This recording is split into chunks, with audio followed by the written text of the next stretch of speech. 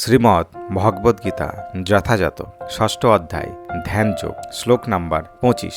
শৈন শৈন রূপে রমেত বুদ্ধ ধৃতি গৃহীতয়া আত্মসংস্থামনকৃত্য ন কিশ্চিদ চিন্তয়েত। শব্দার্থ: শোনো শোনো, ধীরে ধীরে, উপরমেত নিবৃত্তি করে, বুদ্ধয় বুদ্ধির দ্বারা, ধৃতি গৃহীতয়া ধৈর্যযুক্ত, আত্মসংস্থম চিন্ময় স্তরে স্থিত, মন কৃত্যা করে, না কিশ্চিদপি অন্য কোনো কিছুই, চিত্তয়েত চিন্তা করা উচিত। অনুবাদ: ধৈর্যযুক্ত বুদ্ধির দ্বারা মনকে ধীরে ধীরে আত্মাতে স্থির করে এবং অন্য কোনো কিছুই চিন্তা না করে সমাধিস্থ হতে হয়। তাৎপর্য: সুদৃঢ় বিশ্বাস ও বুদ্ধির প্রভাবে ইন্দ্রিয়গুলিকে ধীরে ধীরে বশ করতে হয়। একেই বলা হয় প্রত্যাহার। সুদৃঢ় বিশ্বাস, ধ্যান ও ইন্দ্রিয় নিবৃত্তির দ্বারা মনকে সর্বতোভাবে সংযত করে সমাধিস্থ করতে হয়। তখন আর দেহেতে আত্মবুদ্ধি হওয়ার কোনো আশঙ্কা থাকে না। পক্ষান্তরে বলা যায়, যতক্ষণ জড়দেহের